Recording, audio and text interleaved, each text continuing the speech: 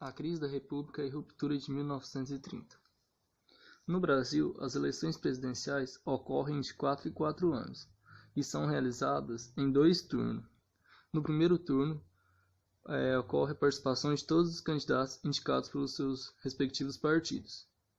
Se nenhum deles obtiver mais da metade dos votos válidos, ocorrerá um segundo turno, do qual participarão apenas os 2 nomes mais votados. Desde o ano de 1989, em que o sistema eleitoral entrou em vigor, as eleições têm sido bastante disputadas e grande número de candidatos. Temos como, por exemplo, o ano de 1989. 22 pessoas disputam a presidência no primeiro turno, e em 1998 eram 12 os postulantes ao cargo, em 2010, 9 e em 2014, 11. Essa é uma situação bem diferente das eleições presidenciais realizadas no Brasil no início do século XX. Até 1929, tivemos apenas 2 eleições com uma disputa bem acirrada, a de 1910 e de 1919. Nas demais, em razão dos acordos políticos entre as oligarquias, alguns presidentes, como o Wenceslao Braz em 1914 e Washington Luiz em 1926, nem sequer chegaram a enfrentar os adversários nas urnas. Acordos políticos entre oligarquias marcaram um período da história brasileira. Foi a época da República Oligárquica. Insatisfação e crise. A partir da década de 1910, o pacto entre as elites que davam sustentação ao regime oligárquico começou a dar sinais de esgotamento.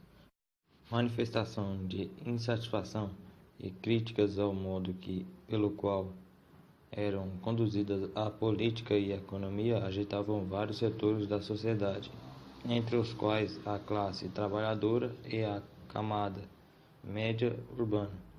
Esse mal-estar atingiam até mesmo representantes da oligarquia em diversas regiões. Reação republicana. Em razão dos acordos políticos vigentes, as primeiras eleições presidenciais ocorridas no Brasil foram pouco disputadas. Em geral, o candidato indicado pelo presidente acabava se tornando seu sucessor. Até a década de 1920, apenas 2 eleições tiveram uma disputa mais acirrada.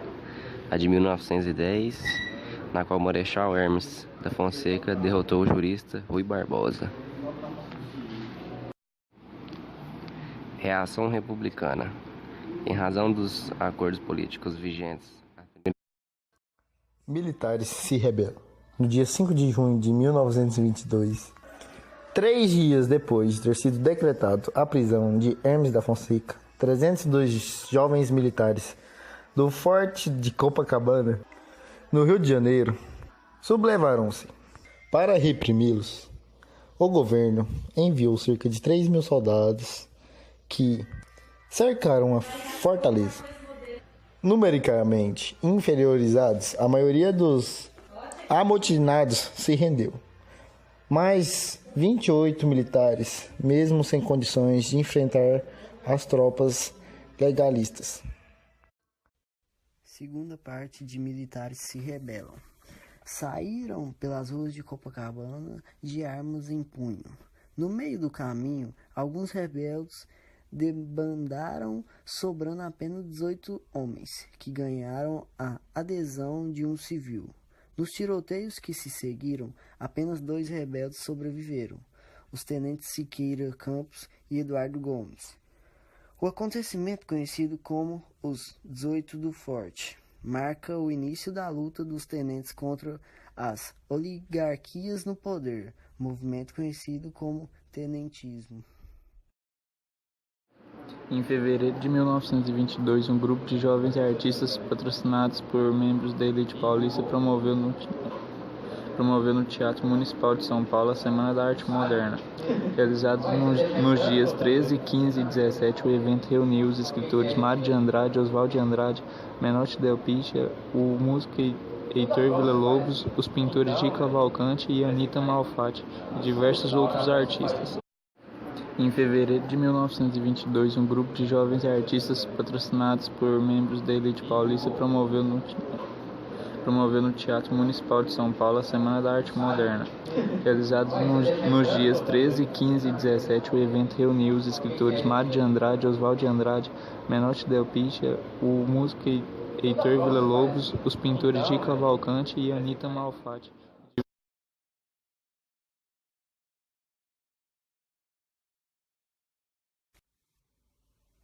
A coluna Prestes.